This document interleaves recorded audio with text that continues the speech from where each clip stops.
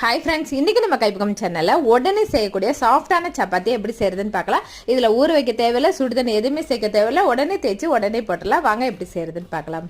இப்போ உங்களுக்கு தேவையான அளவுக்கு கோதுமை மாவு சேர்த்துட்டு, உப்பு தேவையான அளவுக்கு சேர்த்துட்டு, இதுல 1/2 ஸ்பூன் அளவுக்கு சுகர் சேர்த்துக்கிறேன். 1/2 கிலோக்கு 1/2 ஸ்பூன் சேர்த்துக்கலாம்.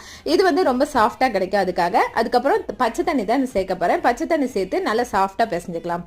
இப்போ பாருங்க, மாவு இந்த அளவுக்கு சாஃப்டா இருக்கணும். கையில ஒட்டாம இருக்க 1 ஸ்பூன் நெய்யோ ஆயிலோ சேர்த்து பிசைஞ்சு ரெடியா வச்சுக்கோங்க. இப்போ ஊற வைக்க தேவையில்ல, இப்போ உடனே தேய்ச்சி போட்டுக்கலாம்.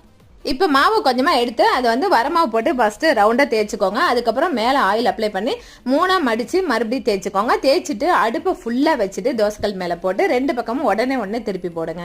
இந்த மாதிரி உடனே திருப்பாம நீங்க விட்டுட்டீங்கன்னா சப்பாத்தி ஹார்ட் ஆயிரும். அதே மாதிரி ஸ்டவ் லோ ஃப்ளேமா இருந்தாலும் ஹார்ட் ஆயிரும். ஆயில் முன்னாடியே அப்ளை பண்ணிட்டீங்கனாலும் ஹார்ட் ஆயிரும். இதெல்லாமே தவிர்த்துட்டு இந்த மாதிரி நீங்க தேய்ச்சி போட்டு பாருங்க. ரொம்ப லேயரான சப்பாத்தி, சாஃப்டான சப்பாத்தியை நீங்களும் ட்ரை பண்ணுங்க.